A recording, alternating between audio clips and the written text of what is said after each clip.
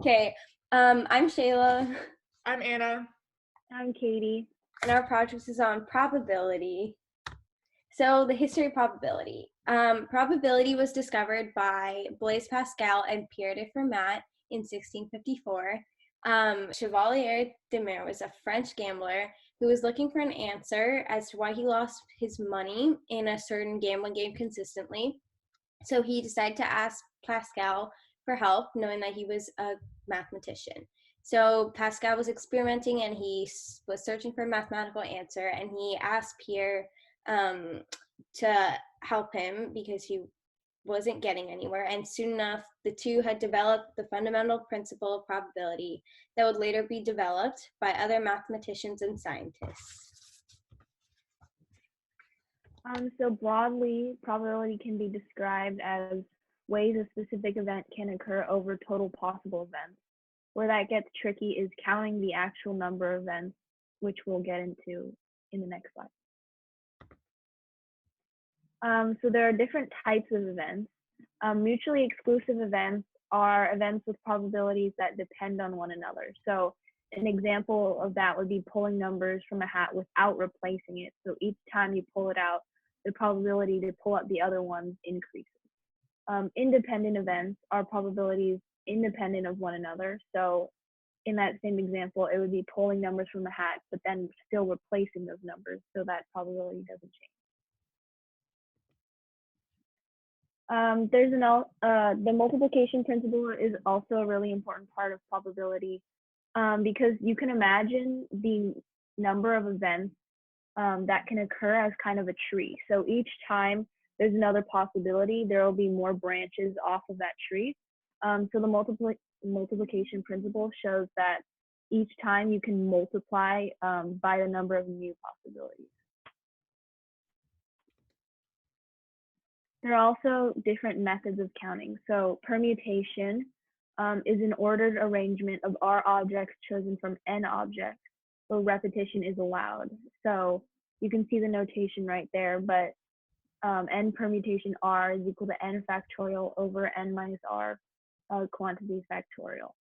And there's also a combination, which is also sometimes called choose, which is an arrangement of R objects picked from N distinct objects without repetition and without regard to order. So N choose R equals N factorial over R factorial times N minus R quantity factorial. So we have a few examples here. Forming committees is a classic combination example. So if you read the problem above, how many ways can a committee consisting of 2 faculty members and 10 students be formed? Oh, 3 students. If 6 faculty members and 10 students are eligible to be on the committee. So because of the multiplication principle, we know that the possibilities are equal to the number of the ways that faculty can be chosen and the number of ways that students can be chosen. So 6 choose 2 times 10 choose 3, if you work out the math, would be 1,800 ways. For an example on permutations, it's a more simple example, but if we know that Shannon, Patrick, and Ryan have different birthdays, how many ways are there to create that arrangement? So this time order matters because the dates on the birthday matter. So this one's pretty simple, 365 permutation 3, and that works out to a lot of ways, 48,228,180 ways. So our real life connection to our topic was the stock market, because investors use elements of probability to predict the right time to either enter the stock market or sell their stock. And risk management is also the evaluation of financial risks, together with the identification of procedures to avoid or minimize their impact. So things involved with that are economic growth and decline, interest, and inflation.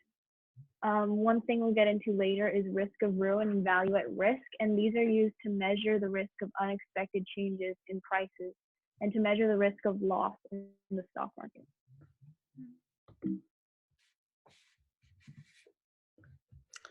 Value at risk is used to measure the chance of financial distress by estimating the losses from an investment given a certain probability. during a specific time period under normal market conditions. Investors often calculate value at risk, as it would be very difficult to determine which portfolios to invest in just by looking at its trend line. This topic is often visualized using a histogram where the X value represents the portfolio value of the stock and the Y value represents the frequency of days where the stock is valued at its X amount. This graph, the graph often displays a normal distribution, with the center of the curve representing the average portfolio value and the duration of the time period that was selected to analyze the stock. This phenomenon occurs as the stock often stabilizes at an average amount and doesn't usually fluctuate drastically. The left end of the tail is what is most interesting to investors, as this section displays the days where the stock performed at its worst. There are so many limitations to value at risk and its capabilities. Since value at risk does not measure the worst case loss, sometimes the portfolio value will be less than expected. This may be harmful as it could be enough to liquidate one's assets. Large and growing portfolios also prove difficult to calculate value at risk, as it fluctuates and becomes unreliable to analyze. Value at risk is essential to investors, as determining the profit at which they sell their shares is not as critical as determining the chance of potential losses. Firms and regulators utilize this method to calculate how many assets are necessary to offset the losses. Also, this method can be used to discern which stock would have a greater probability of producing profit when two value at risk values of separate companies are compared. Overall, value at risk is extremely important when deciding which stocks to invest in.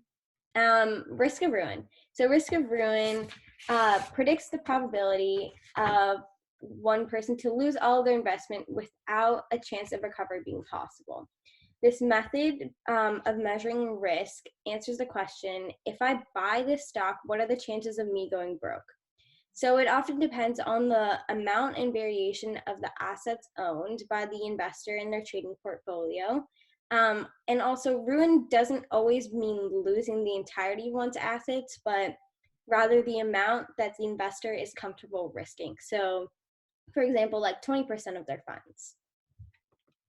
So why do we need to determine risk of ruin? Well, risk of ruin was first applied to gambling to help gamblers determine the percent chance of winning over time and figure out if it's enough money, if it's enough to make money or lose money.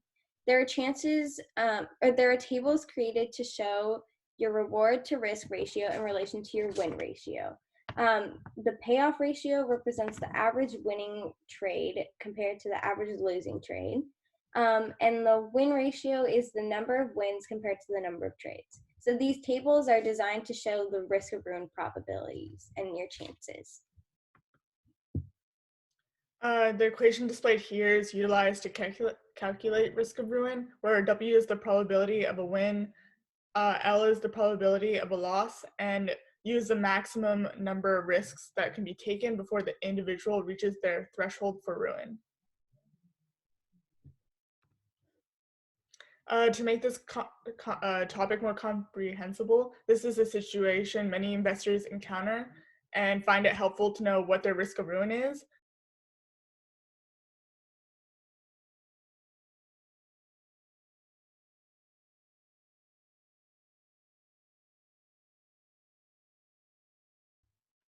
So the first step would be to convert the values of successful and unsuccessful trades into decimals and then plug them into the equation. So in this case, W would be 0.54 and L would be 0.46.